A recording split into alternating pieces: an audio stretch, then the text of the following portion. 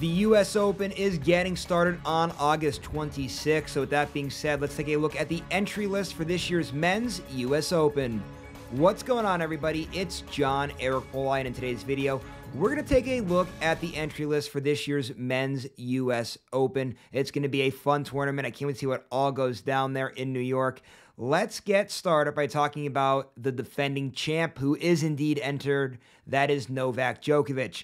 You guys know Djokovic been a rough 2024 up until recently, winning the Olympic gold medal. And I was so happy for Djokovic there in that moment. That was like the big missing thing in Djokovic's career. He never won Olympic gold until now. And as you guys know, it was a rough 2024 up to that point. We'll see what momentum is going to be on his side there. And the big thing, I guess, for Djokovic, he pulled out of the Canadian Open, which made sense just after coming off the Olympics there, but then missing Cincinnati as well. Let's see if that layoff is a good thing, bad thing for Djokovic, who, again, is still dealing with an injured knee, but the fact that he just won the Olympics makes things really interesting.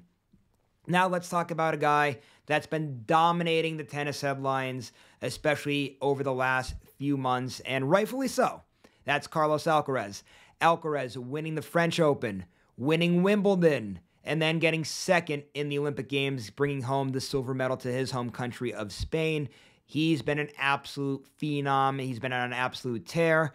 Kid has all the talent in the world. He's won a U.S. Open championship before. Going to be right in the mix of things here in this year's U.S. Open.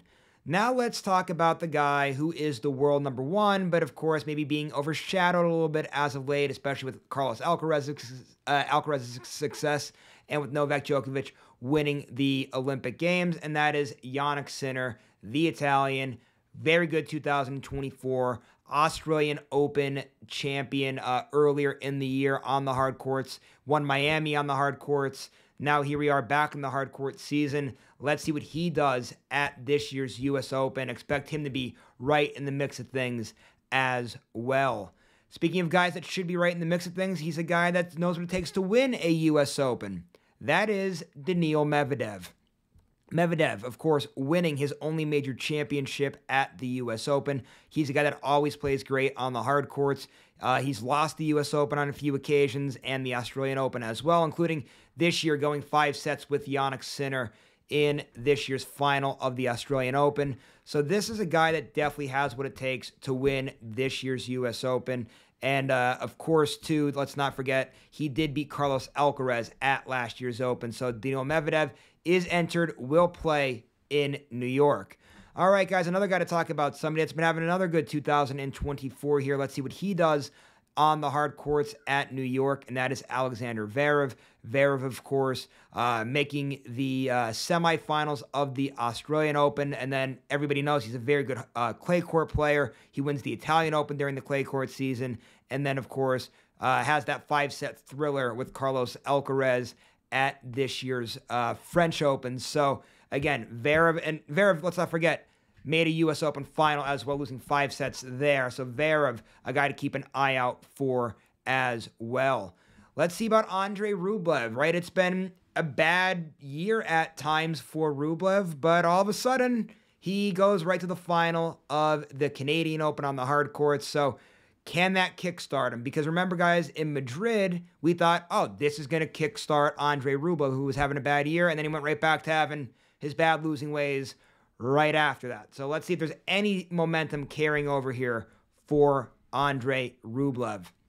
Another guy that I want to talk about too is Stefanos Tsitsipas. Tsitsipas, very consistent, and we've seen him be good on hard courts before. He's made an Australian Open final. So let's see again. Is there anything there for Tsitsipas? I mean, his big moment so far this year was winning that Monte Carlo tournament, but outside of that, some shakiness on the side of Tsitsipas. Now, guys, there are a few other big names you could bring up. Like, for example, I want to talk real quick about a few Americans here. Taylor Fritz, who's been having a pretty good 2024. Let's see what he could do.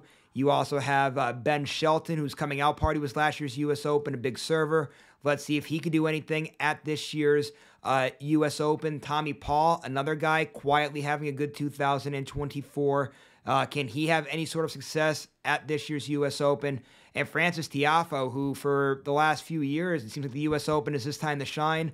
Let's see if he could do that in a third straight U.S. Open. And again, like I said, there's plenty of guys we talk about. We talk about guys like Grigor Dimitrov, and just throw somebody in. Sebastian Korda playing good as of late. I mean, so many guys you talk about. With that being said, guys, I'm going to put the full entry list in the description of this video. So if you guys want to see everybody who is entered into this year's U.S. Open, you can find every single entry listed there. So make sure you guys check that out. And make sure you guys continue to check out this channel. Don't forget to like and subscribe. As always, I appreciate all the views.